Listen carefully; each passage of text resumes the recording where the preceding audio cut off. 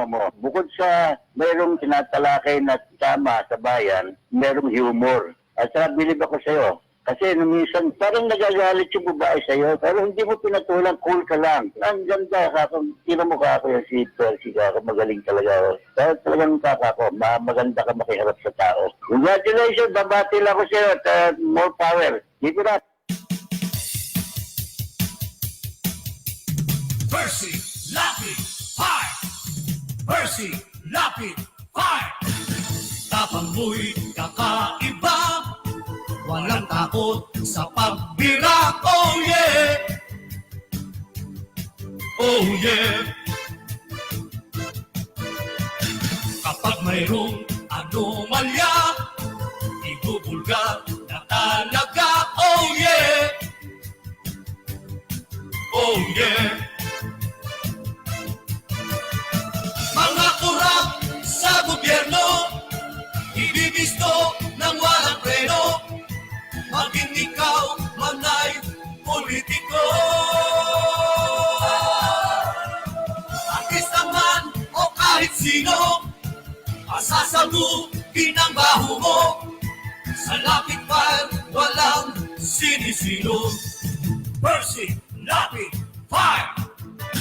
Makapal man ang iyong mukha, sa Lapid Fire di uubra. Oh yeah! Oh yeah! Kahit pader, ginigiba, basta't mali, binabangga. Oh yeah! Oh yeah! Mga kurap sa gobyerno, ibibisto ng walang preno, maging ikaw man ay politiko. Artista man o kahit sino, masasabukin ang baho mo. Sa Lapid Fire, walang sinisino.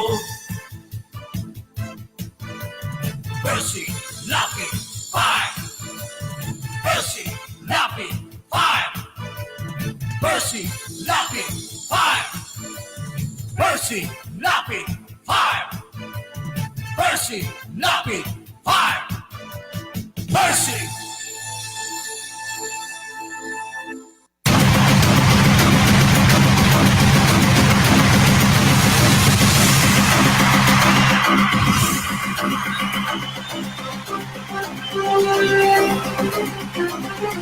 Magandang gabi po mga kaibigan. Muli pong sumasa inyo ang palatuntunang Lapid Fire na inyo pong napapakinggan sa ganap na alas 10 ng gabi hanggang alas 12 ng hating gabi. Dito po sa makasaysayang himpilan ng DZRJ 810, ang Radyo Bandido. At gaya po naman ang dati, siyempre po mag-aanyaya tayo sa loob ng 2 oras na pagtatanghal ng ating palatuntunan. Natatampukan ng mga pagtalakay sa mahalagang issue na ating po pag-uusapan at doon po sa mga nais magbigay ng reaksyon, bukas po ang ating palatuntunan para sa inyong mga reaksyon. Ang ating landline sa ating himpilan, ngayong araw na ito, maaari po ninyong tawagan ng 897-8374. Samantala, ang mga text line natin ay 0917-581-6500 at ang ating po namang smart ay 0919-991-8047. Sa mga nanonood po ng ating live streaming sa Facebook, ay maaari po kayong magbigay ng inyong mga mensahe sa ating pong chat room para po sa mga nanonood. Makakasama natin hanggang alas 12 ng hating gabi ang ating technical director, si Jessa. Ang balitang ito ay hatid sa inyo ng Hataw. Number 1 sa balita, basta tabloid. Hataw!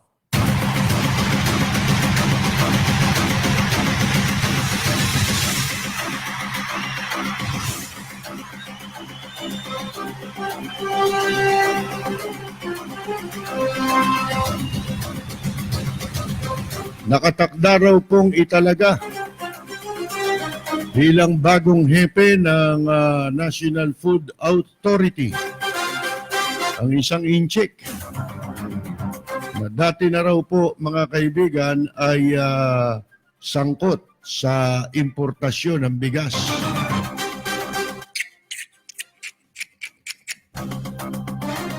Ay tumunog ah.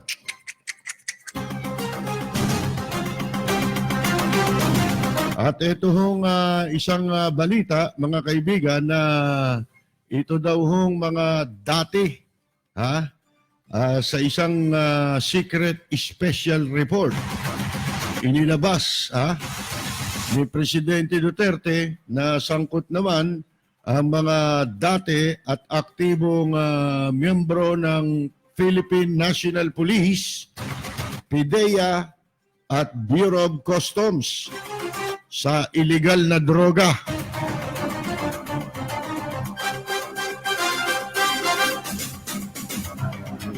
Bueno, mga kaibigan, umpisahan na po natin ang pag-uusap. Kayo po ba'y pumapayag na ang maitalagang NFA o maitalaga sa NFA ay isang inchik na negosyante?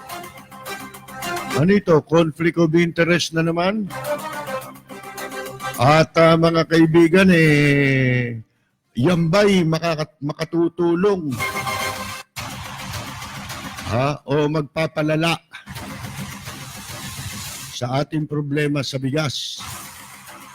Kung matatandaan ninyo, hinihirit na yan dati, di ba, na payagan ng ang rice smuggling na lubhang tinututulan ng marami maging ng mga sektor na apektado. Halimbawa, mga grupo ng magsasaka. At siyempre, tayong mga consumers, yung gagawing bukas ang importasyon ng bigas, only rice importation. Sabi nga, pagkahaba-haba man ng prosesyon, sa smuggling din ang tuloy. Ang agang pamasko nito sa mga taga Bureau of Customs. At lalo-lalo na siyempre yung mga Pinyol. Laking pamasko makukuha ni Pinyol dito. At siyempre yung mga mapagsamantalang smuggler, hoarder ng bigas. Ewan natin kung ang tinutukoy po, walang pinangalan walang binigay na pangalan. Pero ang hint dito, iyon na nga po, mga kaibigan, wala namang ibang kilala. Pagdating po sa ang usapin sa bigas. Yung pa naman, ang masama dito, hindi lang ito negosyante, na parang merong conflict of interest siya na hawak pa ng posisyon sa gobyerno. Mga kaibigan, isipin mo, pasusweldohin pa ng taong bayan yan. Nagpapasweldo tayo ng manloloko sa buwis. At yung nagpamahal, nagmanipulan itong mga bigas na ito. Mukhang yun ang i-appoint. Kahit hindi binabanggit ang pangalan, mga kaibigan.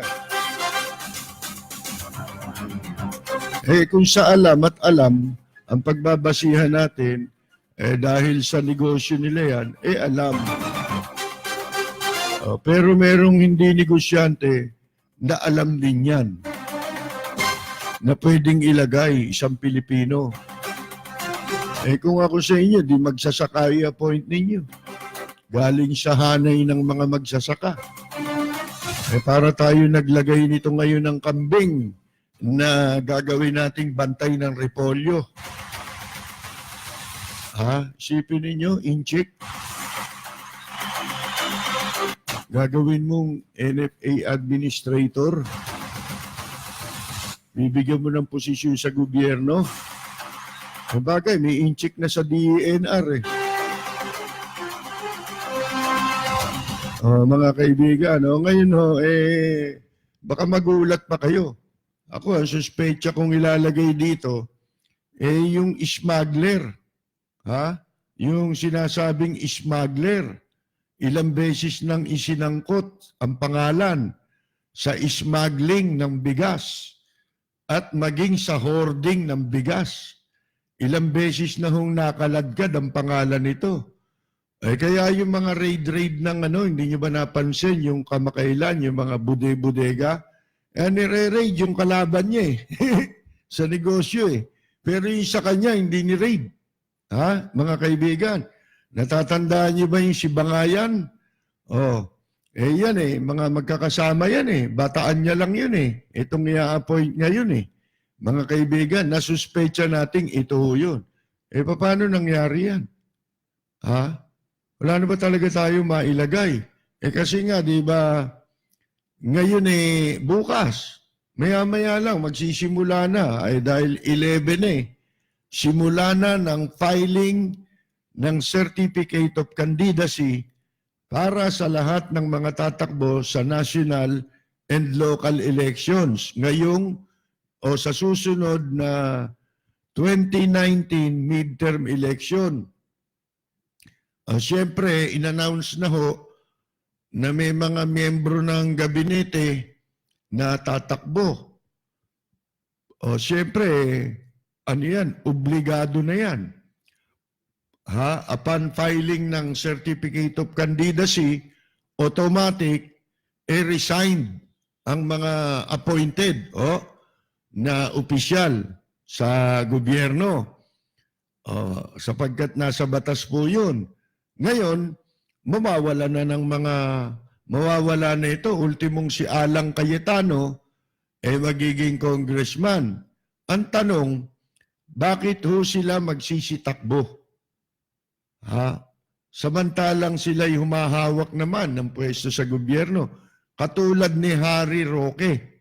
Bakit Ito ba'y may mga nagsususpechang natatakot na itong mga ito na baka kung ano man ang mangyari, meron silang proteksyon. Nakita na ninyo? Ang inuunang proteksyonan yung sarili nila. Yan ang yan yung sinasabi natin nung araw na babala natin dito kay Presidente Duterte. Tandaan mo, yung mga nagsisip-sip sa iyo ngayon, lahat yan, 99% dyan, pag tumagilid ang barko, mag-uunahan niyang magsitalon, mga kaibigan. Ito na nga yun, ito na yung pahiwatig na mukhang tumatalo na palabas ng kampo ni Presidente Duterte at ginagawa ng excuse yung pagtakbo, mga kaibigan, para ihanda ang proteksyon sa kanilang mga sarili. In any eventuality, nga po, mga kaibigan. Lalo pa nung mapabalita na may sakit daw si Presidente Duterte. Siyempre, yan na po ang epekto niyan. Yung iba, uunahin ang iligtas yung kanilang sarili at igawa ng proteksyon yung kanilang mga sarili na nung umpisang sumama sa pagpasok ng administrasyon, mga kaibigan, lahat magpapakamatay. Handang magpakamatay, handang sumama kahit saan, kahit sa libingan kay Presidente Duterte. Di ba yun ang mga sinasabi nila nung una?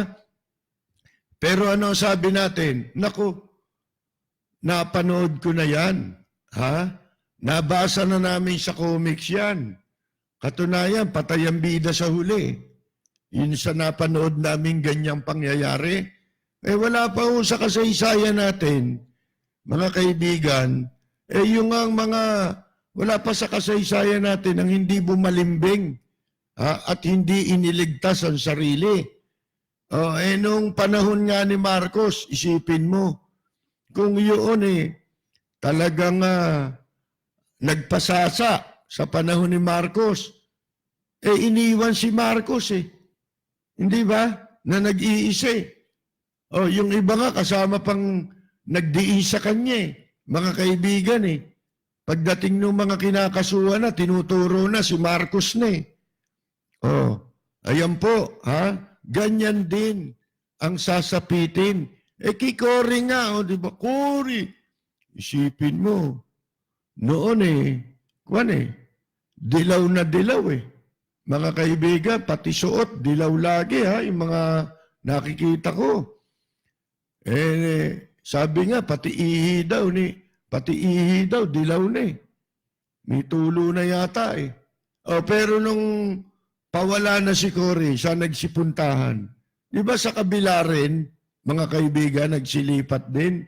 Ganun din, mga kaibigan, ang nakatadhana na yan, yung mga ganyang senaryo. Hindi na kinakailangan na tayo maging manghuhula pa, para mahulaan natin ganyan din ang mangyayari dito kay Presidente Duterte. Ito, nag-uumpisa na nga Isipin mo, taas ng pwesto mo, pagpapalit mo sa isang congressman. Bakit? Kasi kailangan mo ng power. Hindi ho ba? Bakit mo kailangan ng power? Gusto mo magkaroon ng proteksyon. Mukhang meron kang kinatatakutan. Ayan po, mga kaibigan. Hari nawa, itong mga lumulundag na ito, na pinaghahandaan na ang proteksyon ng kanilang sarili, hari nawa, wag silang iboto ng taong bayan, mga kaibigan. Para maranasan din nila yung naranasan ng iba pagka nawawala sa pwesto. Dahil ang gusto nila lagi, sila ang nasa pwesto at sila ang matatapang, mga kaibigan. Pero pag palubog na ang barko, tatalo na para makagawa ng paraan kung paano ihahanap ng proteksyon ang kanilang mga sarili.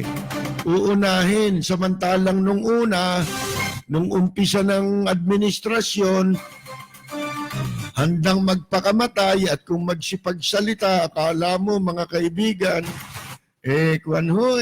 pinakamabuting tao sila. Tapat na tapat. Yan, Ito na, nag-uumpisa na. Ilan daw yung tatakbo? Marami yan Harry Roque. Sino? Alan Cayetano. Sino pa? Marami pa, pero mga hindi kilala Kung di nga natin kilala, paano mananalo yan? Hindi nga natin kilala yung ibang mga kakandidato. Dito naman sa MPC, nanumpa na raw. Etong si JB Ejercito. At kesyo umalis na raw siya dun sa puwersa ng masamang Pilipino. Yung partido ng tatay niya. May partido naman silang mag-aama na kapag tataka, sumasama pa sila sa iba. At ang dahilan ng pag-alis niya raw sa puwersa ng masasamang Pilipino, mga kaibig, masasamang politiko, na pinamumunuan ng tatay niyang demonyo, mga kaibigan, na si Erap Landerer Estrada. Tingnan ninyo ito, bantayan nyo. Tingnan nyo kung di magkakatotoo sinabi ko. Lahat na sinabi ko, totoo. Yes, si Erap, tsaka yung angka na yan, di ba nagsisipagdikitan kay Presidente Duterte yan? Pati doon sa anak kay Mayor Sara Duterte. Tingnan ninyo, subukan ninyo magkagulo rito sa Pilipinas. Yan ang mga unang kakalabang kay Presidente Duterte. Itaga nyo sa bato. Mga kaibigan, ngayon pa lang, pumusta na kayo sa akin. Walang hiya yan mga kaibigan. Nakapagtataka nga bakit nung umpisa pa lang sabi natin, kala ko ba laban tayo sa corruption? Ba't kasama si Erap? Bali ba nung bago mag-eleksyon, ano sabi ni Erap? Bastos yan si Duterte. Yan ay walang galang sa mga kababaihan, walang pinis.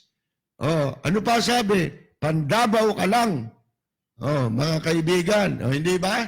Kinutya. Kanino siya? Kay Grace po. Kandidato niya, talo eh.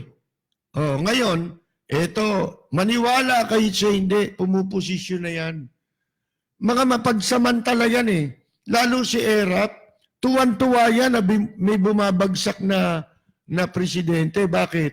Kasi hanggang ngayon, nananaginip ng Technicolor yung animal na yan. Na siya pwedeng maging presidenteng makabalik siya na presidente ulit. Baka akala ninyo, yan ang inaambisyon ni Erap. Tuntungan niya lang yung Maynila. Mga siraulo naman yung mga butante dyan. Buti nga sa inyo.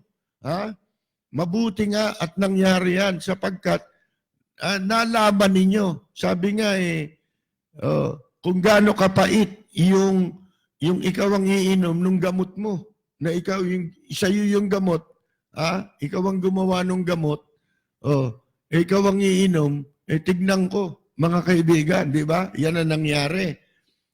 Kaysa lumipat na raw ito si JB dito sa nationalist people. Partido rin nila yan dati.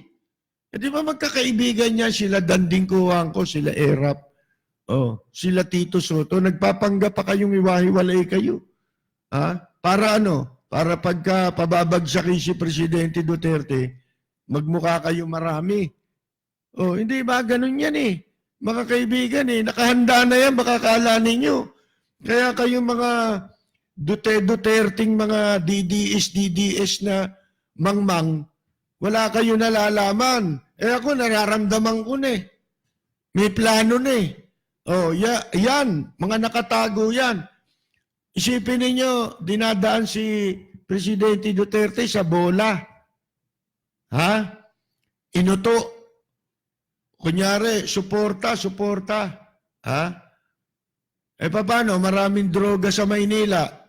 Simula nung mapuesto dyan si Erap, pinakamalaking volume ng droga na nahuli sa Maynila lahat tsaka dyan sa Valenzuela. Bakit? Yung Valenzuela garapatan ni Erap yung mag-aama na yan, yung gatsalyan. Puro dami ni Erap yan eh. Di ba? Yan ang tinuturo, yung perang dapat na ibalik ni Erap sa gobyerno, mga kaibigan, na hindi ibinabalik, na kasama sa hatol sa kanya ng Sandigan Bayan. Kanino? Sino tinuturo ni Erap? Yang tatay nila, Sherwin Gatchalian. Nandyan daw yung pera. Pero nasan? Nandito kay JB Ejercito. Mga kaibigan, di ba kasama si JB Ejercito sa nilabas na Panama File? Mga kaibigan, na lahat ng mga prominenteng kilalang tao sa iba't ibang panig ng mundo na nagtatago ng pera sa British Virgin Island. Magkano yung deposito na inilabas, ibinulgar ng Panama Paper, mga kaibigan? Mahigit $500 milyon.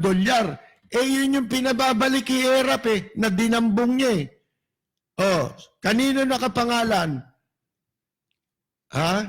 Kay JB Ejercito sa kumpanya, pero ang mga opisyal si JB Ejercito, mga kaibigan. Nakalimutan nyo na yon. Hanggang ngayon, hindi binabalik yung ninakaw. Paano ang tagapagtago, yung anak? Kaya nga nag-aaway ang dalawang yang parehong swapang yan yung si Jinggoy. Yan ang pinag-aawayan nila ngayon, yung ang gusto raw, kesyo ang gusto raw ni JB, hindi tutol daw siya na dalawang tumatakbong senador. Dapat daw isa lang. Tutol ka pala, ba't tumatakbo ka pa? Alam mong walang hiyarin yung kapatid mo. Ang gusto nun makapagpatuloy sa pagnanakaw, manang-mana kayo sa tatay nyo. Ayaw nyo nang tumigil. At bigyan ng pagkakataon yung iba. Kasi adik na kayo, di ba? Habang buhay na ninyo, isinandal ninyo sa pera ng mamamayang Pilipino, sa pinagpawisan ng taong bayan. Dahil kung wala kayo sa gobyerno, wala naman kayong mga trabaho. Ano trabaho nyo? Si Jinggoy, artista? Sinong tarantadong producer ang magpo-produce ng pelikula? Ganyan ang mukha ng bidang gagawin ko. Ano ako, nagpapatiwakal? Siguro kung presidente ulit ang tatay niya, yan, mga kaibigan, magiging artista na naman siya. Bakit? Kasi yung magpo-produce, merong hihinging kapalit. Sa kanila, hihingi ng pabor na kapalit. Ganun lang yun eh. Di ba mga walang yaya, no? MPC raw. Ano yung lineup ng MPC? Showbiz? Kasama rin si Lito Lapid na laos. Itong tarantadong si Lito Lapid walang yari nito 2 beses nang natatalo to kung natatandaan ninyo Sa local election palibasa maraming utu-utu sa probinsya, mahilig sa artista. Kahit di kumakain, kahit walang lamunin, mga kaibigan, kahit nagawin mong 1,000, 1 kilo ng bigas, iboboto pa rin yan yung mga kamukha ni Lito Lapid. Paano? Napapanood nila. Alalay ngayon ni Cardo. Si Pinuno ng mga siraulong magnanakaw. Yan po mga kaibigan. Tingnan nyo, walang yan na yan. Dalawang beses nang natali yan, tarantadong yan. Tumakbo yan, natandaan nyo dito sa Makati. Talo. Nilabanan si Binay. Talo siya, di ba? Muntik pa nga akong kumandidato nun Gagamitin ko pangalan, Percy Lito Lapid din Magpapail sana ako hindi lang natuloy, wala akong pambayad Mga kaibigan, sipin ninyo, tapos tumakbo ron sa ditong palibasa nun, tumakbo siya ng Makati, pinondohan siya ni Efraim Hinwinong Durobo. Mga kaibigan, bigyan siya ng pera para ilabang kay Binay. Galit sila kay Binay. Kaya lang senador pa siya nun Kaya nakabalik siya sa pwesto mga kaibigan Kaya yung batas sa katarantaduhan yun, yung ginagawa ngayon sa Kongreso, na yun daw pagka may nangyari sa presidente, ang papalit, Senate President, Sobra ng yan. Pribileyo ng senador yan. Yung mga senador sipin ninyo, halimbawa, incumbent, pwedeng tumakbo sa ibang posisyon. At pag natalo, pwedeng bumalik. Babalikan nila yung pwesto. Anong klaseng katarantaduhan yun? Yan ang dapat na mga tinatanggal sa batas.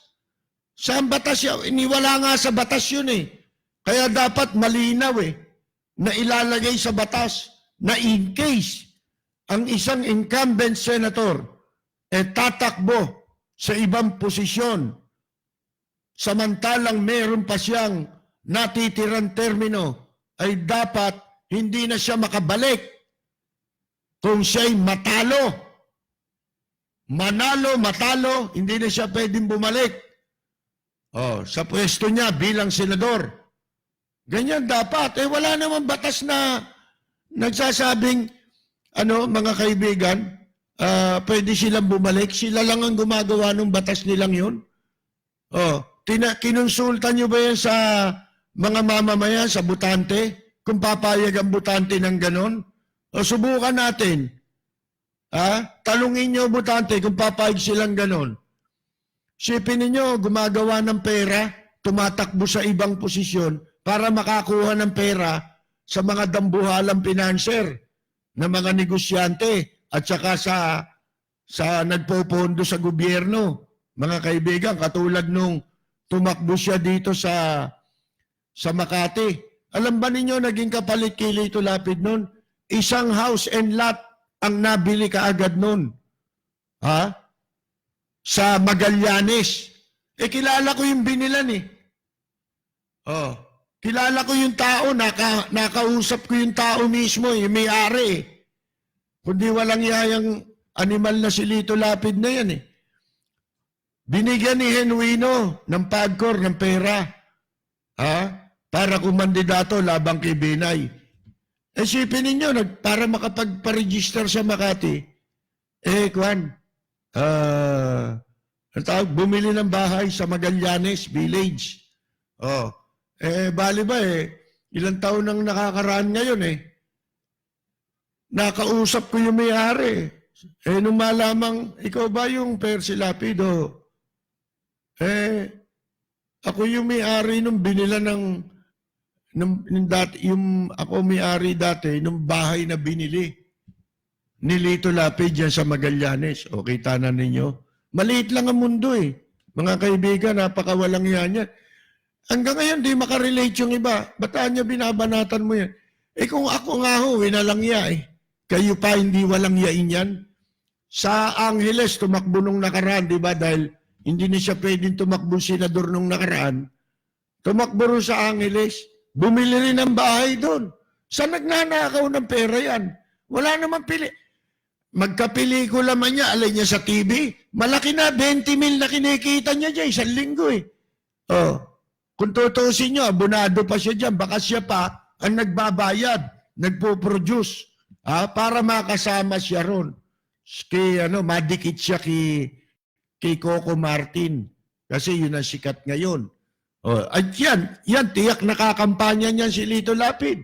Mga kaibigan, siguro yun ang pinuhunan niya, yung bumakas siya ron sa production nung palabas nun sa telebisyon. Walang yan kaya ako, awang-awa sa mga bumoboto dyan Mga siraulo tingin ko Mga kaibigan, wala na sa sarili. Siguro, bunsod ng matinding gutom, mga kaibigan, wala na. Binoboto na kahit na alam na walang ginagawa na. Kasama rin sa pork barrel scam yan. Ano ba pinagkaiba niya mga yan? Ito matitigas ang ulo. Bakit niya binabanata mo si Lito Lapid? Baka gusto niyo ikwento ko ulit sa inyo. At kayo na makapagsasabi. Si Carmen Ignacio nga, yung kasama namin dito. Si Carmen. Matagal na namin kasama yan. Minsan naisama ko pa yan Nung ipatawag ako ng tarantadong yan Akala ko kung ano pagkatapos ni pang gasolina, ni pang merienda, hindi kami binigyan Hindi man lang kami pinakain Isipin mo ang layo no sa Pampanga. Sa Kapitolyo, nung gobernador pa yan, tanungin nyo, baka akala nyo ako, sinungaling ako. Wala ako, hindi. Ano mapapala ko kung magsinungaling ako? Kikita ba ako? Mga kaibigan. Kaya harapan, kaya kong harapin yan Jesus Mariosep, walang yahu yan. Gago, bobo, tarantado, tanga. Ang boboto dyan. Tandaan ninyo. Kila Erap. Mga kaibigan, lahat kayang bayaran yan. Ultimo yung dyaryo dati na sinusulatan ko, yung isang dyaryo, pinasuhulan para tanggalin yung column ko. Yun namang gago, nagbenta ng kaluluwa. Ayun, loko, asan ka ngayon? Pakandi-kandidato ka pa, lubog ka sa utang. Gago. Panay kasi kasino ng asawa mo. Kakandidato ka hindi mo malutas yung problema ng pagsusugal ng asawa mo. Anong gagawin ninyo? Magnanakaw? Jesus Mariosep, mga kaibigan, Asan ba ako kanina kung saan ako napunta? Ayan, JB, MPC. Nag-aaway yung magkapatid sa ama. Mga kaibigan. Yung pinagawain yan pwesto, kapangyarihan, tsaka pera. Yan ang madalas pagawayan yan. Si Jinggoy, kaya lalong galit na galit dyan, kasi yung perang ninakaw, dinambong ni Erap, na pinababalik, pinasusuuli ng Sandigang Bayan, idiniposito sa pangalan ni JB Ejercito doon sa British Virgin Island. Nagtataka nga ako doon sa PCIJ. Sino ba naglabas niya? PCIJ ba? Ba't tumahimik yun? Hindi na tinuloy yung pag-expose doon, mga kaibigan. Samantalang hanggang ngayon, hindi binabalik ni Erap yung yung pera na dinambong niya nung siya presidente na pinasosole sa hatol sa kanya ng Sandigan Bayan hanggang ngayon. Oh, yan, ha? Ngayon, ito namang si JB, kaya raw siya umalis sa partido ng tatay niyang walang hiya, mga kaibigan, daw, kailangan daw isa lang. Isa pala ba't tumatakbo ka rin? Di ba sira ulo ng mga to? Nagdadrama pa humahakot pa ng simpatya mga walang hiya Ha? Gumagawa ng drama na para mapag-usapan lang sila Yan lang ba gagawin ninyo? Ano mapapala ng taong bayan sa inggitan ninyong magkapatid? Mga walang hiya kayo. Ha? Bibigyan niyo ba yung mamamayan doon sa ninanakaw ninyo? Sa gobyerno? Wala naman pakinabang dyan, Oh. Meron ba mapapala ang mga butante dyan? Ang mga mamamayang uto-uto? Dyan sa ginagawa ninyong yan? Nagdadrama pa kayo para mapag-usapan kayo mag-aama? Puro kayo walang hiya.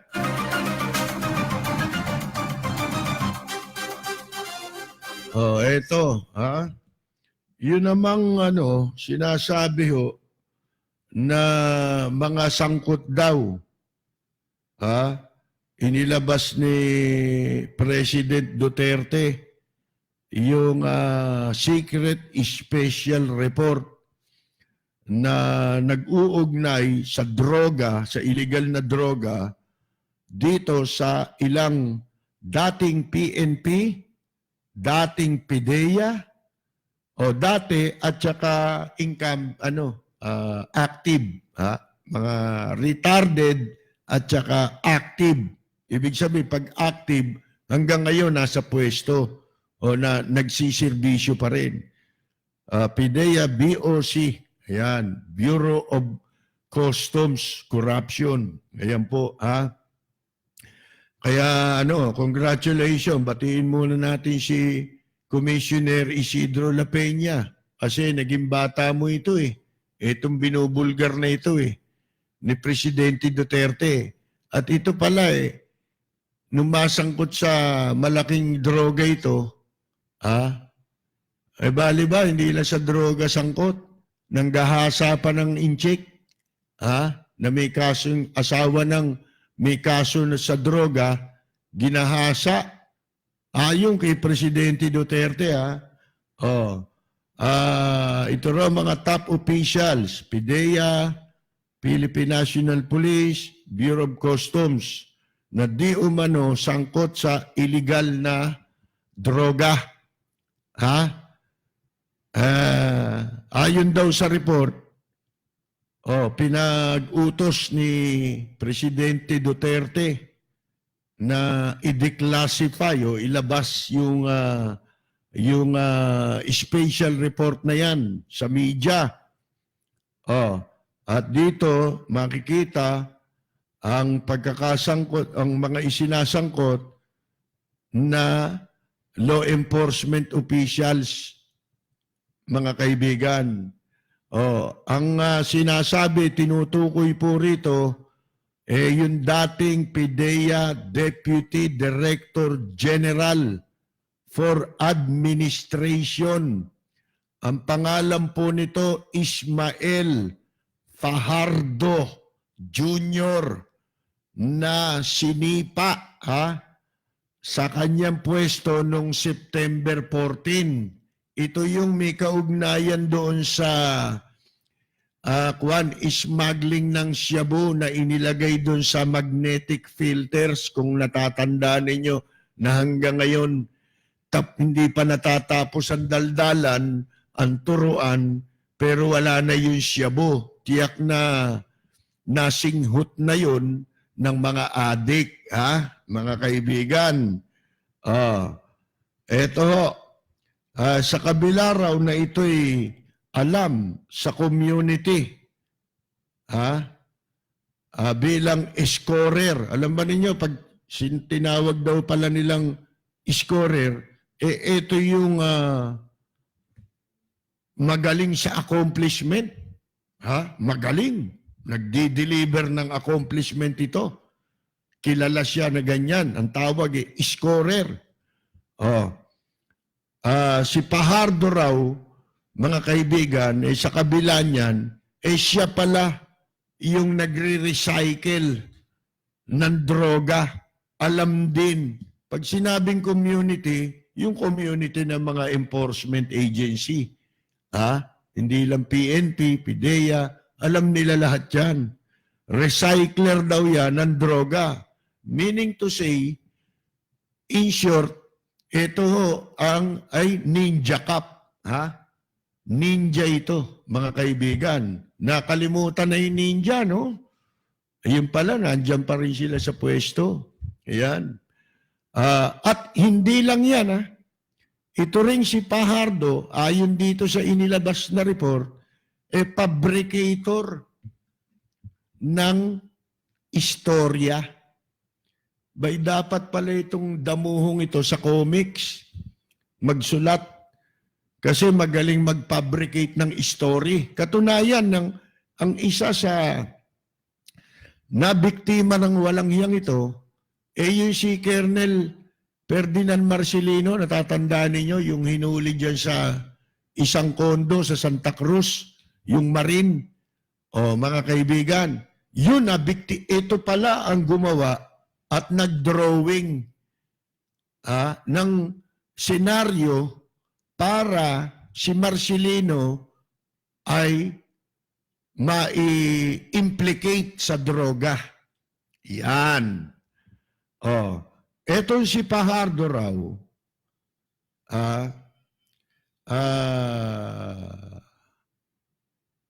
mula pa nung simula umpisa pa lang, ibig sabihin, nag-uumpisa pa lang siya sa serbisyo, ano na ito? Sangkot na talaga ito sa recycling at ibang illegal activities na may kaugnayan sa illegal na droga. Since his early days. Ano siya noon? Simulat sa pool, nasa anti-narcotic operative na pala ito ng Philippine National Police. Kaya kayang-kaya ka talagang masterin yan. Igagawa ka ng istorya, pwedeng katulad nung ginawa kay Marcelino, kasi sa pagkakaalam ko, magaling na yun na official yun Ang nakapagtataka, na-drawing siya, naikahon. Bigla siyang nasangkot, siyang isinangkot sa droga. Mga kaibigan, kayang-kaya ka nga nito. At kaya tinatawag na scorer ito dahil sa kanyang accomplishment. Siyempre, dahil involved siya sa droga, alam niya kung sino yung mga kasangkot dyan na iba. Ngayon, dati ho itong si Fajardo naka-assign sa Philippine National Police Anti-Illegal Drugs Special Operations Task Force. Ngayon, pagkatapos ng siya'y magretiro sa PNP, yung dating PIDEA director ng PIDEA, di ba? Yung former PIDEA director, si General Arturo Cacdac, ang nag-appoint sa kanya bilang hepe ng Special Enforcement Service ng PIDEA mula pa noong 2014. Madalit sabi, panahon ito ni Panot, di ba? Yung kay Marcelino, panahon din yata ni Panot yun, ni Panot. Hanggang May 2017, madalit sabi, inabot niya na ang Administrasyon Duterte. Siya'y nakatalaga noon bilang Regional Director ng PIDEA sa Region 3. At naging siya, na-promote na Director General bago siya sipain sa pwesto. Madalit sabi, kung inabot niya ang panahon ni Presidente Duterte, inabot niya si Commissioner Isidro La Peña. mga kaibigan. Kaya pala nakakalusutan siya under the watch of Commissioner Isidro La Peña sa custom. Ganun pala. Etong report daw ay nag-uugnay kay Fajardo sa drug operation sa Valenzuela noong January 12, 2016. Ano ito? Ito ba yung Kwan? Ito ba yung Jangkila Kenneth Dong? At sa Binondo drug raid, January 15, 2016 din. Mga kaibigan, and the alleged arrest, yun daw di umano'y pagka-aresto rin sa 2 Taiwanese nationals sa Parañaque City. Ayon pa rin sa report, iniuugnay din itong si Fajardo sa pagka-aresto kay Marine Lieutenant Colonel Ferdinand Marcelino on January 20, 2016 dun sa Celadon Residences, Barangay 350, Zone 35, District 3 sa Santa Cruz, Maynila po ito. Worth 380 million po yung iniugnay na shabu kay Colonel Marcelino. Sinasabi rin po na itong si Fajardo at ang kanyang grupo ang nagpatupad ng search warrant na pinalabas nitong Judge Fernando Sagun Jr. 4 na araw. Pagkatapos na yung warrant labang sa grupo ni Atong Lee, pangalan Atong Lee, na kung saan naaresto si Marcelino, tsaka lang nilabas pala yun. Isipin mo, 4 na araw, hinuli nila si Marcelino, 4 na araw, pagkatapos siya mahuli, tsaka lang pala, nakalabas yung warrant of arrest labang kay Marcelino. Isipin ninyo, ang galing nung di ba, senaryo. Si Fajardo, tsaka yung kanyang grupo, ang umimbento ng istorya para sirain itong si Marcelino at makapagpakita sila ng malaking accomplishment. Sa madalit sabi, lahat ng mga sinasabing accomplishment nito, question mark. Pwedeng lahat yan ay fabricated. Mga kaibigan,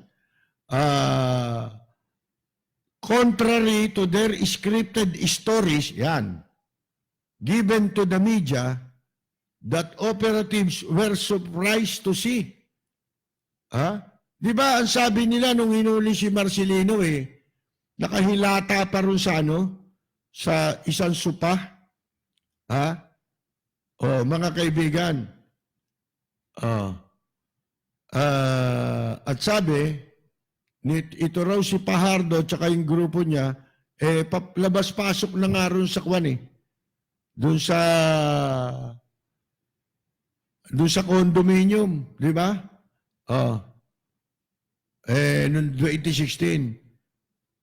Pagkatapos, days even before the issuance of the search warrant. Ibig sabihin, wala pa si Marcelino ron, mga kaibigan,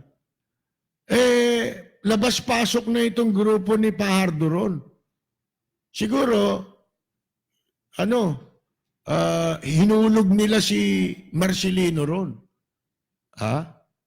Hindi natin alam kung tinitiktikan sila ni Marcelino at nalaman nilang tinitiktikan sila, kaya nila binaliktad ang pangyayari. Sinet up nila si Marcelino. Yun ang lumalabas. Doon sa inilabas na dokumento ng Quezon City Regional Trial Court, ayon po doon sa report, ito raw grupo ni Fajardo were actually the ones, sila raw yung grupo ni Fajardo ang nagdala ng droga doon sa lugar kung saan inaresto nila si Marcelino Eh di ano nga, frame up nga yun, set up, mga kaibigan, nagaling sa Valenzuela yung droga. Kila Gatchalian, sigurado yan. Ha?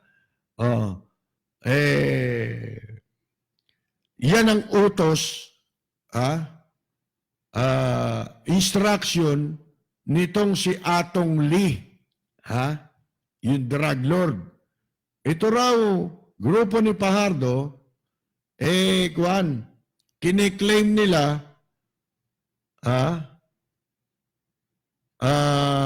ano to? Claimed that it was a clandestine Shabu laboratory to claim rewards from PIDEA's Private Eye Rewards Program. Ayun, pinalalabas nila na yung lugar na pinangyarihan, nagdala sila ng Shabu ron, marami sigurado, para lumitaw na yun ay laboratorio ng Shabu. Dahil pagka laboratorio ng Shabu, ang inireport mo na iyong ni-raid, meron palang reward yun. Meron pala silang tinatawag na Private Eye Rewards Program. Yan, mga magnanakaw, ano?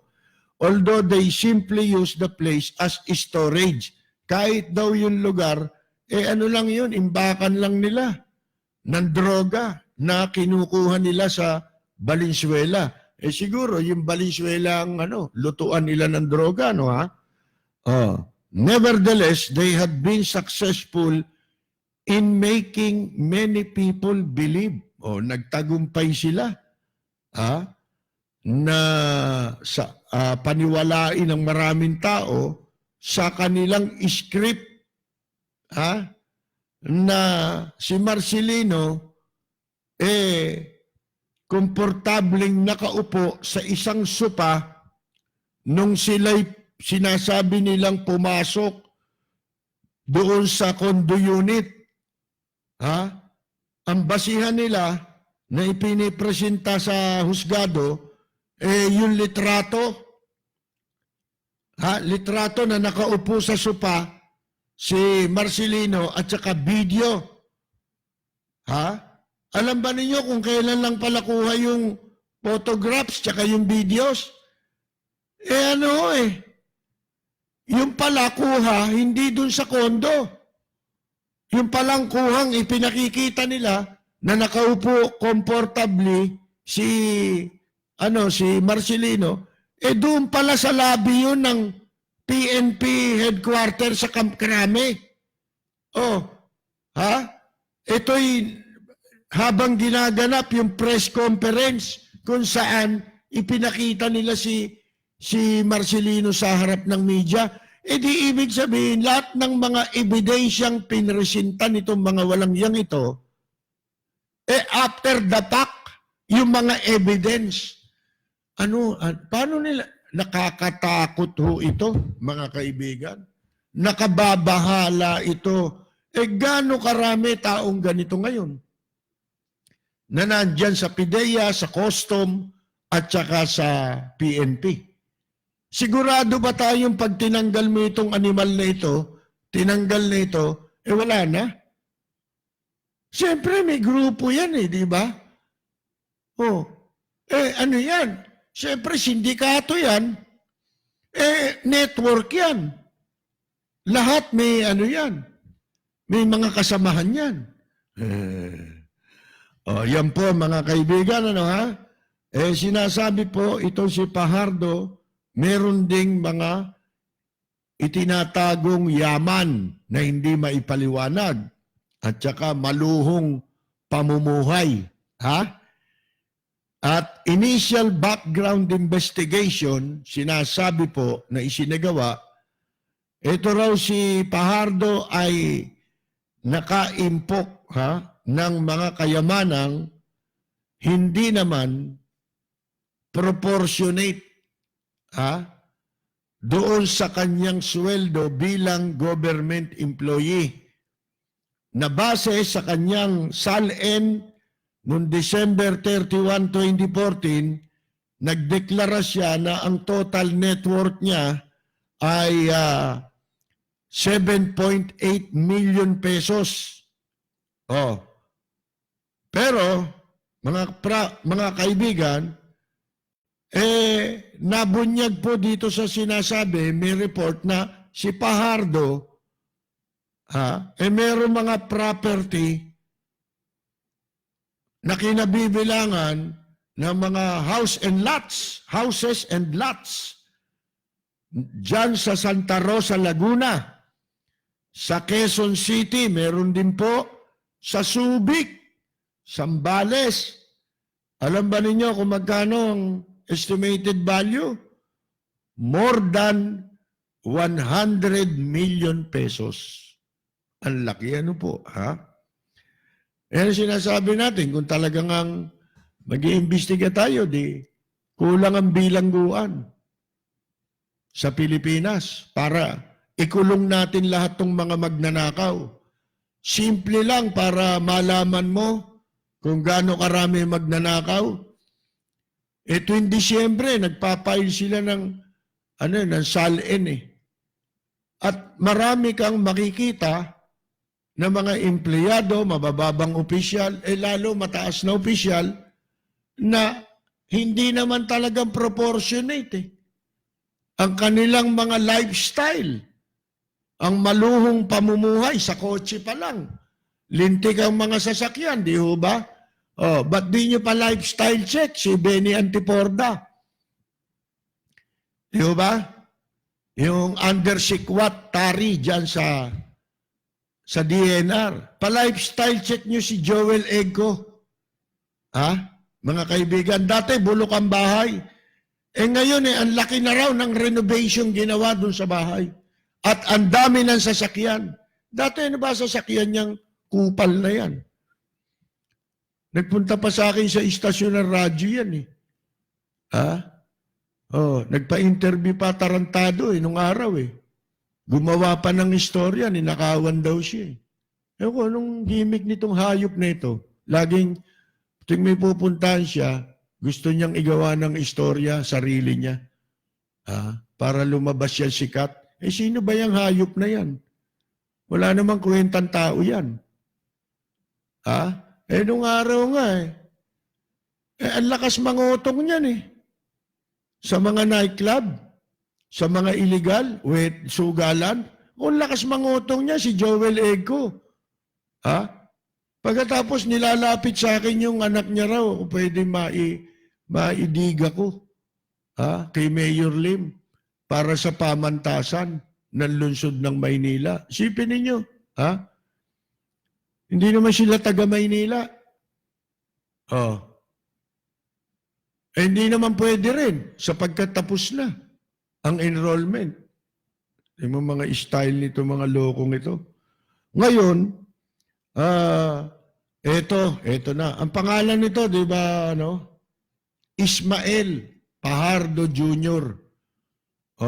Sinasabi po na gumagamit ito ng isang bulletproof,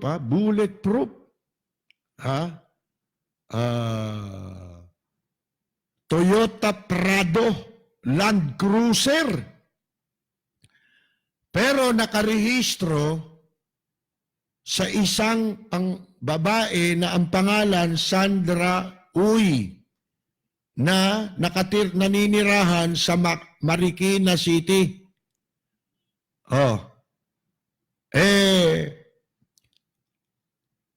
Ayon pa sa report, eto na mga kaibigan. Si Fajardo raw, yung babaeng yun na kung saan nakapangalan yung Toyota Prado Land Cruiser na si Sandra Uy, ginahasa nitong si Fajardong walang hiya na sangkot sa droga. Paanong ginahasa?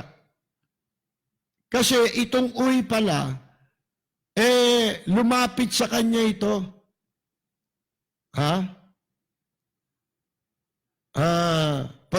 Lumapit sa isang agent ng PIDEA. Yung babae. Pagkatapos na yung asawa kasi nitong babae na Chinese national ay naaresto. Siguro sa kasong droga. Oh. Tapos si Fajardo naman, pinangako ang tutulungan yung asawa nitong babae na hinuli ng agent, PIDEA agent.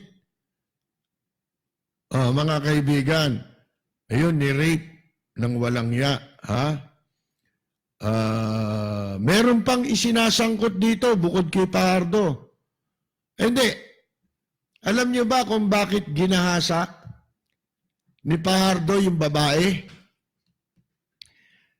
Kadalasan ang tao, makikilala ninyo ang pagkatao sa pangalan. Kung hindi sa pangalan, sa apelyido. Ganun yan Di ba? Katulad nito, pangalan nito, Ismael. Mael Si Ismael ay Mael. Kaya yun, rapist pa ang walang hiya. Hindi ho ba? Kasama na sinasangkot na idinidiin dito sa report na ito, itong narcotics stalwart si dating Senior Superintendent Eduardo Asierto na dinismiss sa serbisyo dahil sa iba't ibang katarantaduhan at katiwalian. Ayon sa report, mula 2011 hanggang 2013, itong si Asierto ay di umano'y sangkot sa anomalous procurement ng mahigit sa 1,000 AK-47 rifles na eventually, alam nyo kung saan nakita itong mga rifles na ito o nabalitang bumagsak sa kamay ng mga NPA. Kaya siya na-dismiss nung nakaraang buwan sa serbisyo. Walang po. Supplier ng baril ng NPA. Mga kaibigan. Kumbaga nung panahon ng Hapon, parang mga makapili. Sila nagbibigay ng bala ron sa Hapon. Ayan po, mga kaibigan. Ito rin si Asierto, sinasabing nagkamal ng kayamanan sa pamamagitan din po ng pag-recycle ng droga. Madalit sabi, another ninja. Ninja Cup, mga kaibigan. Na nakumpiska ng mga otoridad. At siya rin ang itinuturong sa extortion ng mga dayuhan. Lalo-lalo na sa mga inchik. Ang daming inchik ngayon dito. Ang inchik dito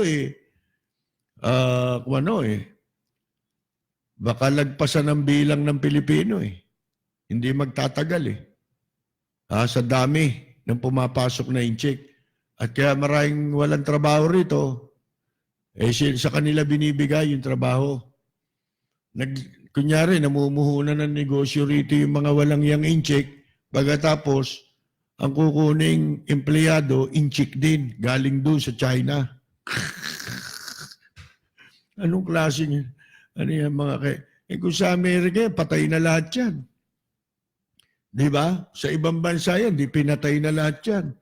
He was the officer. Ito rin daw si Asierto ay dating officer in charge na ngayon nilusaw ng PNP Anti-Illegal Drugs Group, AIDG. Ito nasangkot sa pagpatay kay G. Ikju, yung Koreano sa loob na pinatay doon po sa mismong Campo Crame. Ano masasabi ni General Bato dyan? Diba? Panahon ni Bato yan. Ito rin si Asierto ay nakasuhan din. Pagkatapos na ma-dissolve, yung agency na yun, dinisolve ni Presidente Duterte yan yung AIDG. Mga kaibigan, ay kilala ring magaling sa pag-fabricate ng istorya, pag-imbento ng kwento, at pagtatanim ng ebidensya, lalo-lalo na sa droga, na nire-recycle sa mga dati nilang huli o nakukumpiska sa mga anti-drug operation. Kaya yun ang tanong lagi, sa dinami-dami ng nahuling droga sa panahon ng kasalukuyang administrasyon, abay, nasan ang mga droga? Saan dinadala? Kasya pa ba sa kung saan man kinokustody itong mga drogang ito? Kasya pa ba sa pinaglalagyan? Mga kaibigan, kasama ni Fajardo tsaka nito si Asierto, nananatili ang kanilang koneksyon sa iba't ibang financier at manufacturers sa loob at labas ng Pilipinas. Ayan. Sa customs naman, itong Customs Intelligence Officer na si Jimmy Guban. Ito yung sangkot dun sa lifter, di ba? Nakapagtatag ng kanyang illegal activities dyan sa customs. Sinasabi hong itong si Guban, gumamit allegedly used to be, dati pala siyang nasa Economic Intelligence Bureau o Board. Sa Department of Finance. Pagka nasa finance, ibig sabihin, under nila yung customs. Customs, attached agency yan, ang Department of Finance. Kung saan nakapagtatag siya ng kanyang network, sa kung sino-sino, na pupunta sa kanya pagka merong kailangang illegal commodities na ipinapasok dito, smuggling. Ibig sabihin, siyang contact kung gusto mo magpasok ng anumang mag-smuggle ng anumang produkto dito sa Pilipinas, gaya ng droga, yung mga paputok, asukal, tsaka bigas, yan na po. At kasama pa yung garlic, lahat ng bawal dito, ito, kontak mo si Guban, mga kaibigan, Kaya nakakatakot itong bansa natin ngayon. Lalabas nga itong balitang ito, pero parang lang ito yung sa 6.4 billion shabu. Wala naman nangyari dun sa mga inchik. May warrant of arrest, pero nasan sila? Bakit hindi dinadakip ng mga otoridad? Yun ang mga tanong di ba kayo nagtataka kay Peter Lim? Nakakapag-file yung abogado ng motion sa Korte Suprema tsaka sa hukuman, pero hindi raw mahanap naman ng pulis si Peter Lim. Di siyempre, alam ng abogado kung nasaan. Ganun kasimple, di ba? Susundan mo yung abogado. Hindi ba nasusundan? Hindi ba pwedeng interviewin ng pulis yan? Interview lang naman di ba? Paano mong napapirmahan niya kung may motion? Paano mong nabanggit sa kanya? Siyempre, pag gagawa ka ng motion, kung hindi man kailangan ng kliyente mo, kung ikaw abogado, makikipag-compare ka sa kanya, di ba? Makikipag-usap ka sa kanya para ipaalam mo sa kanya kung ano ang gagawin ninyong hakbang na legal, kaugnay ng kaso mo. Ganon yun alam nga naman kumilos yung abogado na siya lang nagpapasya.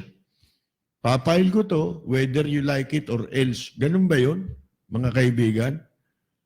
Iyan ang sinasabi natin Huwag na nga tayo maglokohan diyan sa mga sa ating mga kapulisan at sa ibang law enforcement agency na hindi nila maipatupad yung warrant of arrest sa mga big time na sangkot sa droga? Nasaan yan? Nasaan yung mga sila Kenneth Dong, Manili, yung sa Valenzuela? Di ba yung kasabwat nila si Mark Taguba nakakulong? Nakakulong at saka yung babae, yung Tatad ang apelyido. Bakit yung iba? Wala. Yung warrant of arrest na yun na in-issue dito sa Manila Regional Trial Court, kasama yung mga inchik doon. Siyam silang lahat doon mga kaibigan. Ba't dalawa lang yung na-custody? Jesus Mario Josep, magbabalik po ako pagkatapos ng ilang paalala. You're listening to DZRJ 810 AM. We'll be right back after these reminders. Ang STL nasa probinsya kahit dito sa Metro Manila. Nakakapaglaro na rin tayo ng STL game 3 times a day. Maaaring manalo. Bili na ng mga tickets sa inyong favorite authorized STL sales representative and agent para makasali at manalo.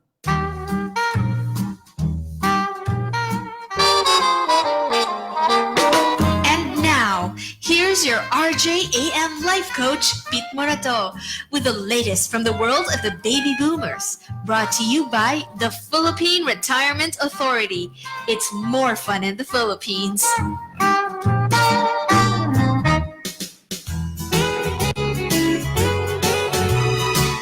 Hello, everyone. From a contribution by my daughter Pia, who writes for the Philippine Star, here's something really worthwhile sharing with everyone. The title, Crabs in a Bucket. Crabs in a bucket, or more popularly known as the crab mentality, is a metaphor used to explain the behavior of people who go by the motto, if I can't have it, neither can you. It is the conscious or subconscious act of people who pull others down once they see them advancing. Just like a crab in a bucket that attempts to crawl its way to the top, the true phenomenon of the rest of the crabs pulling it back down is very often attributed to the way people behave with one another in their everyday lives. While many may not be aware that every time we gossip, speak poorly, and bite at each other, we behave very much like crabs in a bucket, impeding the advancement of others. If we build on ourselves, we become more open to others, and openness allows us to respond rather than to react. After all, we are human beings, part of one community, and not a bunch of crabs in a bucket. For DZRJ Raja Bandido, 8:10 a.m., for your contributions, email Pete with a PIT, PeteMorato48 at yahoo.com. Have a booming day and God bless.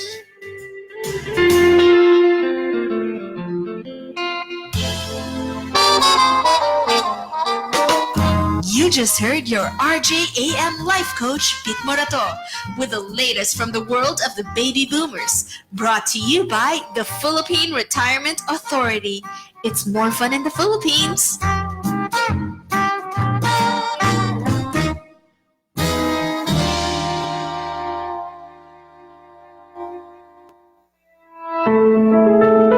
Julie Bormeo's Performing Arts Foundation, Incorporated, with Mary Grace Cafe, proudly presents Guadalupe the Musical on October 14, 2018, Sunday at 8 p.m. at the Meralco Theater in Ortigas, Pasig City.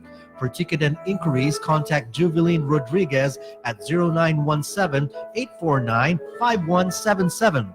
Every ticket is a donation for the construction of Punlaan School Building by Punlaan Foundation Incorporated, St. Scholastica's various projects, and other outreach programs under the auspices of Mary Grace Food Incorporated. It's now October, the most wonderful time of the year, Christmas is coming. Plan your Christmas parties now. RJ Bistro is the perfect venue. The home of rock and roll in the Dusitani Hotel can provide food, drinks, waiters, a band, a dance floor, a sound system, and all your other requirements. For inquiries, call 0906-221-1524 or 519-8410. Ho, ho, ho! Merry Christmas from RJ Bistro. Balita, impormasyon at mga isyu na may kinalaman sa bayan, lahat isisiwalat ng walang takot. Lilinawin, hihimay-himayin sa Rapid Fire ni Percy Lapid.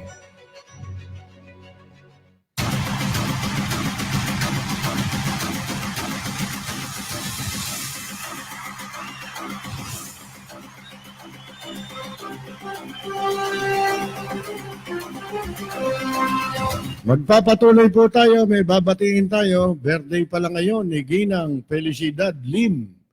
At siya po ay batang-bata, 84 years old na po. Si Mami Felicidad Lim, ang butihing ina ni Jerry Grad.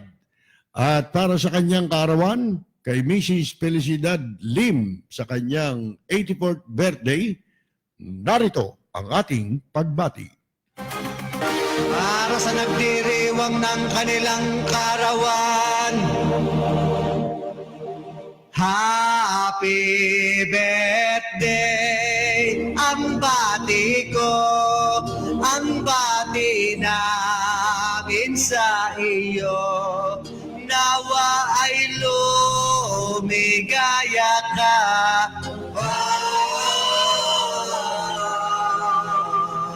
At abutin mo pa sana ang maraming kaarawan.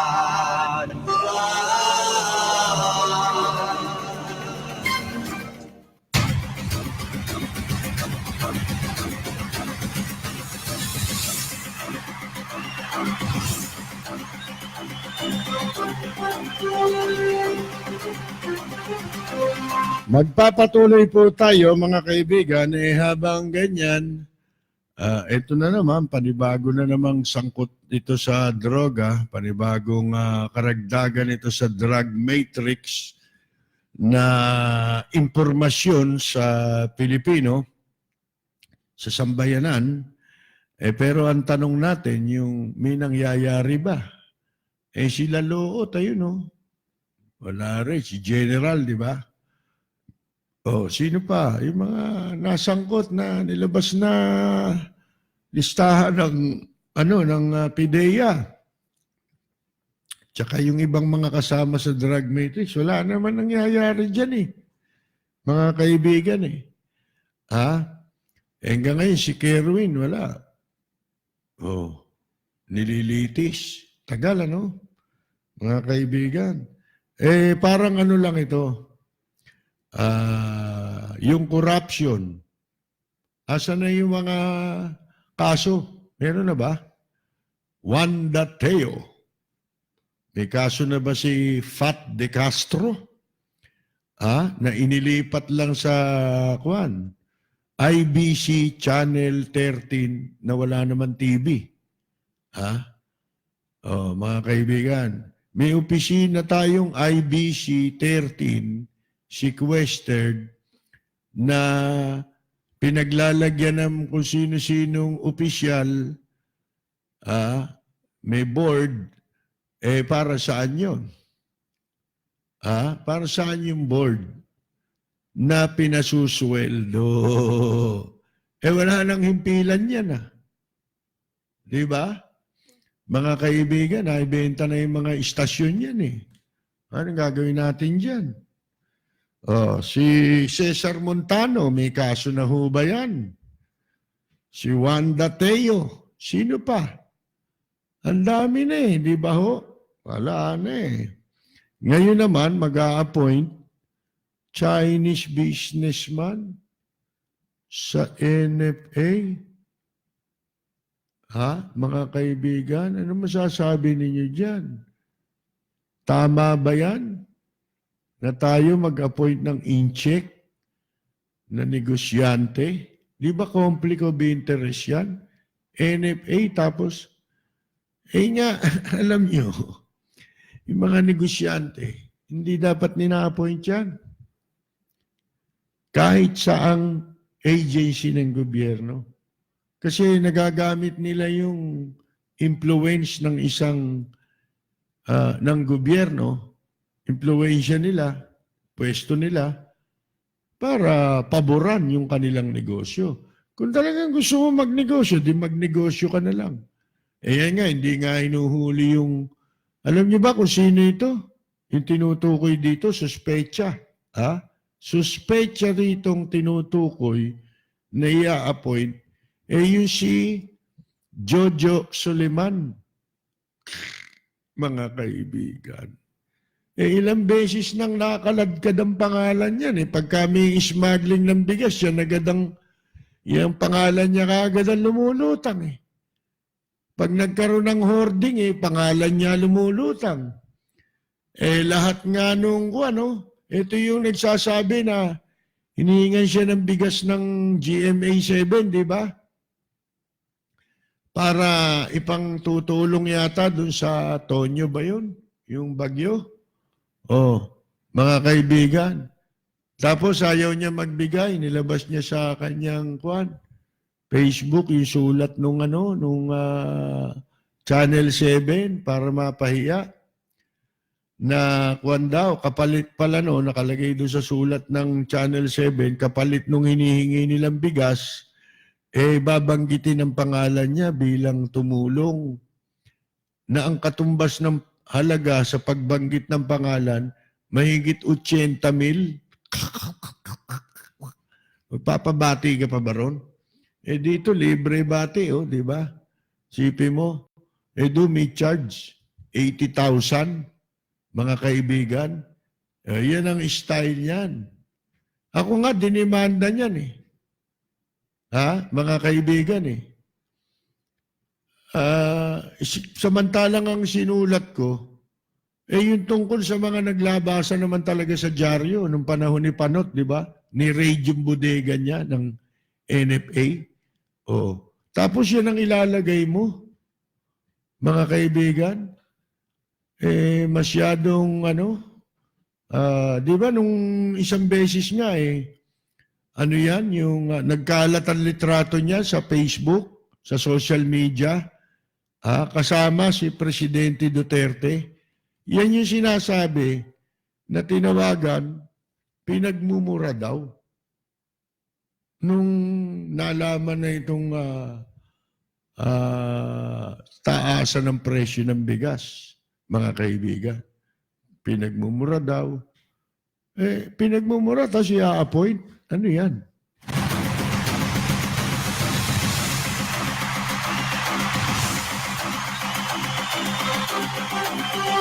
Dasala sa nonsense, di ba?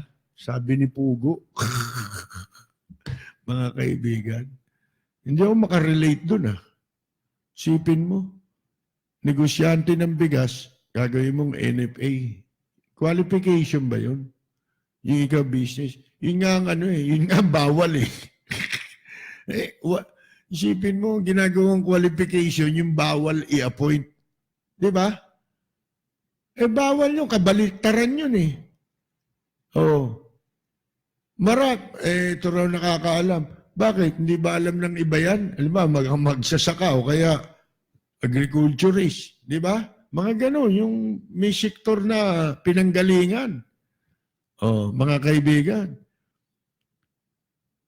Para kang nagtayo pwede ba mamuno ng organisasyon ng mga manggagawa yung may-ari ng kumpanya?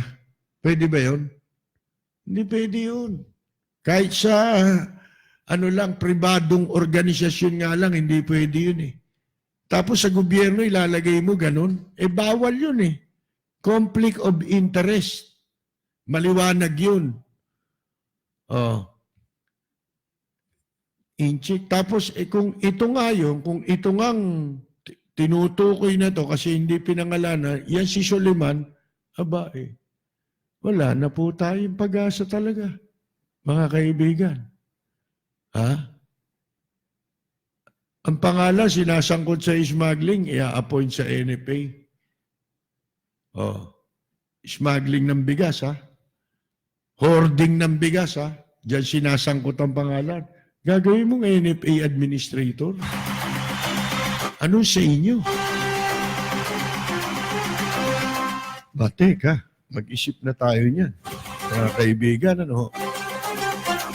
Kung hindi nakapanipaniwala ang mga pangyayari, dahil nataon pa naman, magre-resign na, magsisipag-resign na yung marami sa gobyerno, mukhang wala nang makuha. At magsasamantala na lang itong mga iba. Lalong ang magiging tingin sa atin, kuha na lang. Nananatili na lang tayo sa pwesto nang wala na tayong binabalak para sa bayan. Di ba, mga kaibigan? Lalo pat magsipag-resign na. O, kita ninyo, si Alan Peter Cayetano, more than 2 years sa DFA. Ano ginawa? Passport lang. Yun lamang scheduling ng passport, di niya nalutas eh. Tapos tatakbo na naman ngayon. Kayo naman mga bobo dyan sa Taguig. O, boboto nyo na naman yan. Dapat nga ipahiyanan ninyo yan eh. Kasi ang first impression sa kanilang pagpapail ngayon, pagsabak muli sa politika, at itong mga ngayon lang tatakbo, ang first impression dyan is iniiwan na nila si Presidente Duterte para iligtas ang katawan in any eventuality. Mga kaibigan, inuuna ng iligtas yung sarili nila. Yan lang ang purpose ng kanilang pagtakbo. Kasi kung ibabase mo sa kanilang track record, walang track record eh. Ano track record ni Alan Peter Cayetano? Magbunga nga sa Senado, tapos dito sa DFA, galit na galit sa'yo yung mga ano dyan.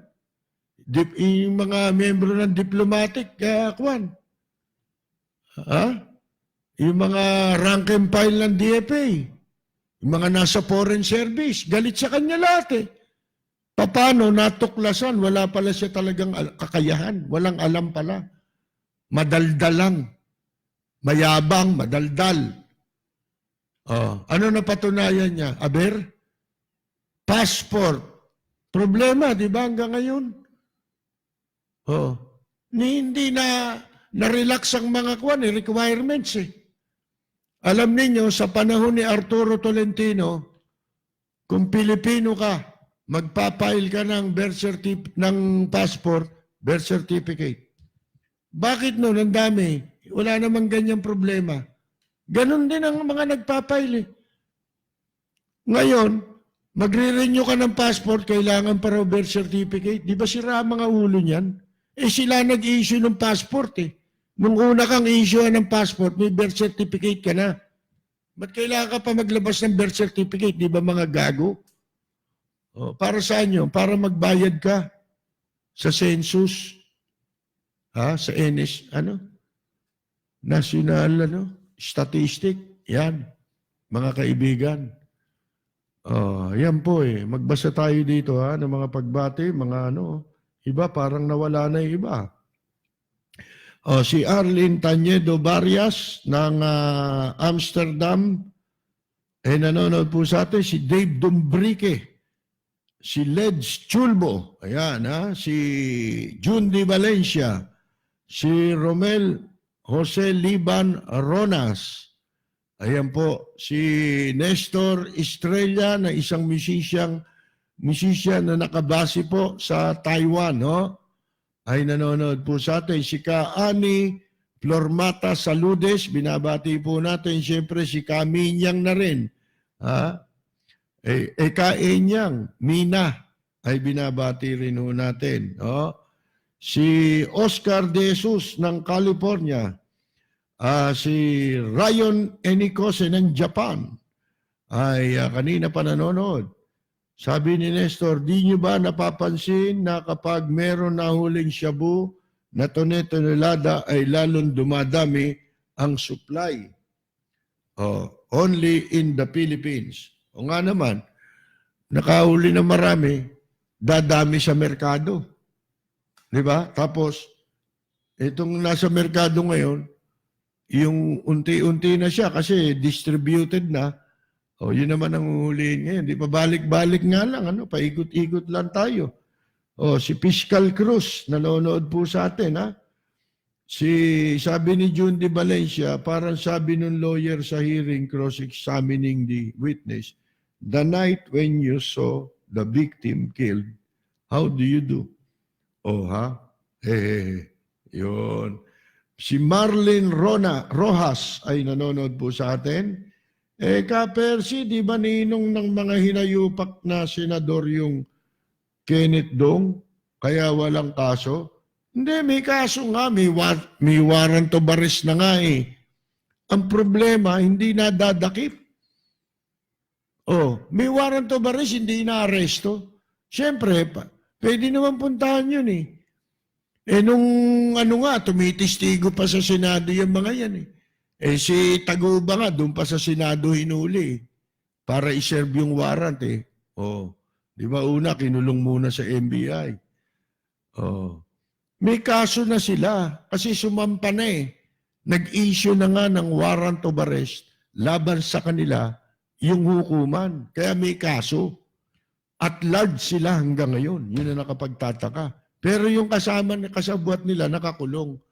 Yung mga inchik, hindi. Bawal hulihin yata inchik dito eh. Sa bansa natin eh, bawal na yata. Pinagbawal na ng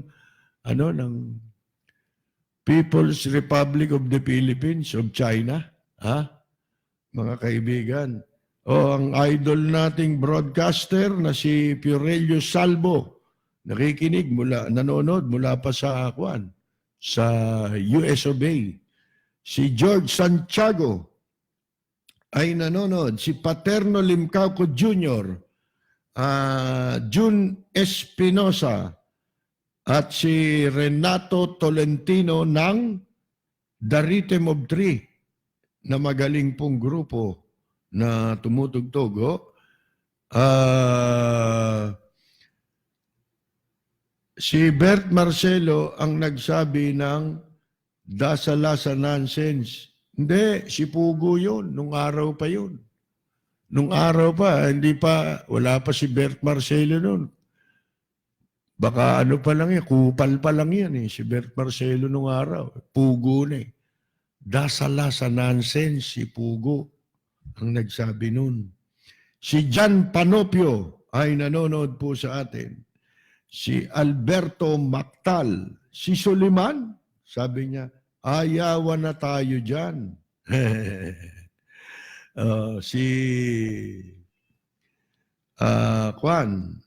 Oscar Villarus, yan po, si Seite Oro Plata, watching from Singapore. Kumusta po kayo dyan, sa Singapore? Ka-Percy, last month, nag-renew ng Dutch passport si Habi. After 2 hours, nakuha na yung bago Dutch passport niya. Ganong kabilis. Yung nga pinagtataka natin eh. Bakit ba dito, hindi mo siguro alam, Arlene, o kaya umanap ka na lang ng kakilala mo na isang araw ay standby dyan sa labas ng consular office dito sa may Makapagal. Pagkatapos pakunan mo lang, nag-uusap kayo. Kukunan niya lang kung gaano karami kumukuha ng passport, mga kaibigan. Hindi natatapos, hindi na uubos. Ba't ganun dito? Kung tutuusin mo, mga kaibigan, sa ganyang klase ng lahat na ng tao rito may passport na eh. Samantala sa ibang bansa, by mail ang pagkuha ng passport.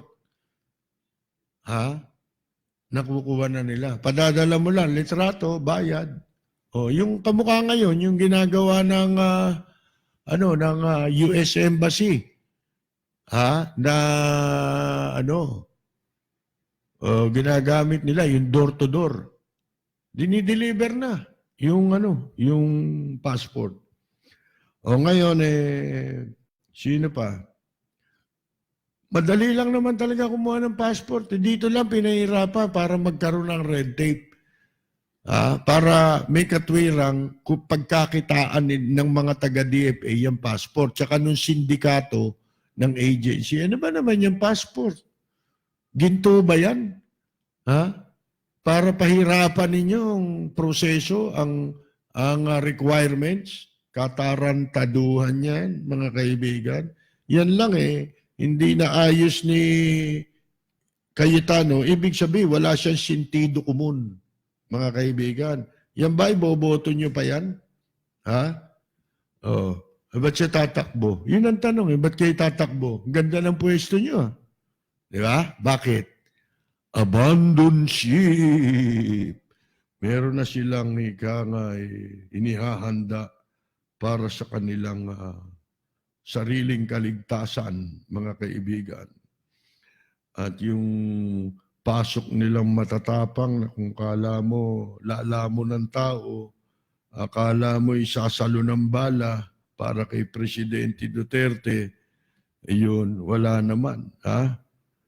Ba nawala itong aking si Carmina Punsalan Banks ay nanonood sa atin. Good morning sa iyo rin. Nasa Amerika yata ito mas madali kumuha ng passport sa Bureau of Customs. The best ang BOC. Kapersi, matatawa ka yung Philippine passport renewal nga sa Philippine Embassy dito. 3 months bago mo makuha. Mga walang hiya, Ano yan? O-orderin pa sa Pilipinas yung passport mo? Wala silang, wala silang naka-imbak na passport. Papadala pa nila rito. Ipoproseso dito rin. Tapos papadala ulit sa kanila. Tsaka mo lang makukuha. Ganun ba yun? Ang pangit. Di ba? Walang kwenta. Ayan po. I stand to be corrected din. Jundi. Sigurado ko yun. Si Pugo yun. Kasi nanonood ako noon araw dyan. Si Fernando Villarico. Yan, nanonood po sa atin, no?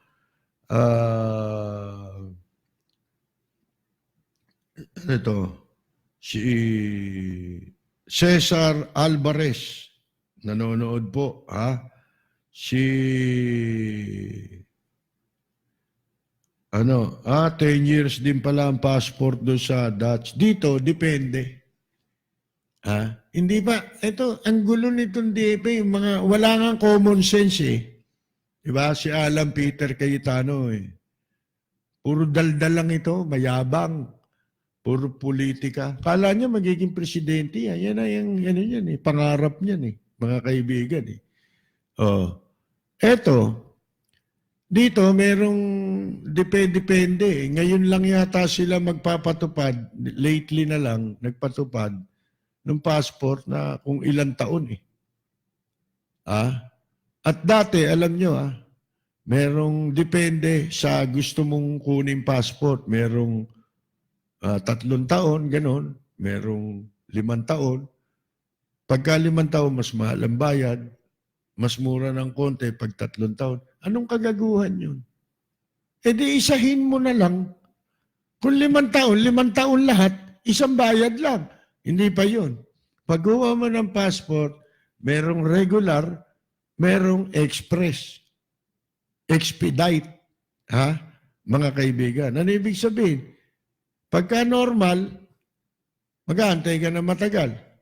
Pag expedite, magdadagdag ka ng bayad, mabilis mo rin makukuha. Anong araw yun Mabilis mo makukuha. Expedite. Di ba mga kagaguhan? Bayad lang pala kailangan nila. Di gawin mo na lang. Kung magkano yung sinisingil mo sa expedite, yun ang gawin mong normal fee. Ha? Para hindi na...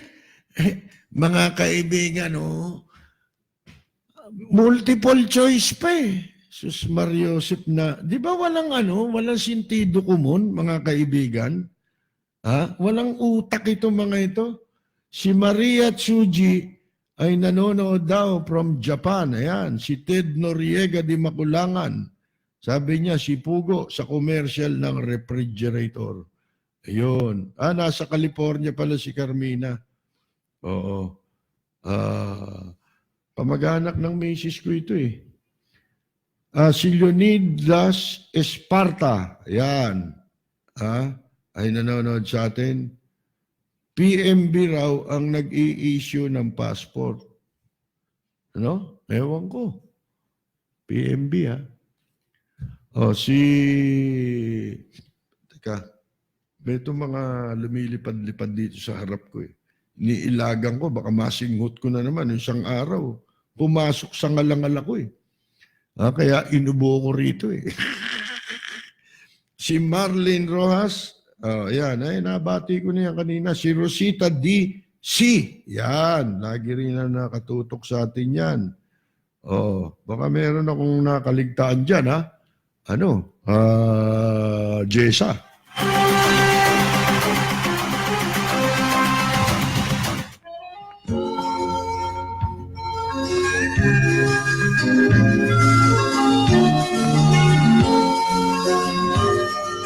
Dito ang passport para ka umu-order ng pansit. May regular, may special. Halo-halo. Di ba? Pagka special, may leche plan. Hindi padagay, sadyang kilala sa daigdig. May pagkakaisa sa bawat nais. Ang bayan ko'y punong-puno ng yaman. Bakit ito'y kailangan pang iwanan? Hindi nga ba't anong sarap mabuhay ng buong ganap? Sa bayan mo, sumabit man yaong wakas. Dito sa bayan. Mga kaibigan, dyan po tayo pansamantalang muling magpapaalam. Salamat po sa lahat ng sumubaybay sa ating pong palatuntunan na napapakinggan dito po sa makasaysayang himpilan ng DZRJ 810, ang Radyo Bandido. Sa lahat po ng nanood ng ating pong palatuntunan via live stream sa ating pong sa Facebook. Maraming salamat po. Sa ngalan ni Jessa, kami po'y magbabalik bukas sa ganitong oras timpilan at magandang yumaga! Jojo Suliman! Bakit ito'y kailangan pang iwanan?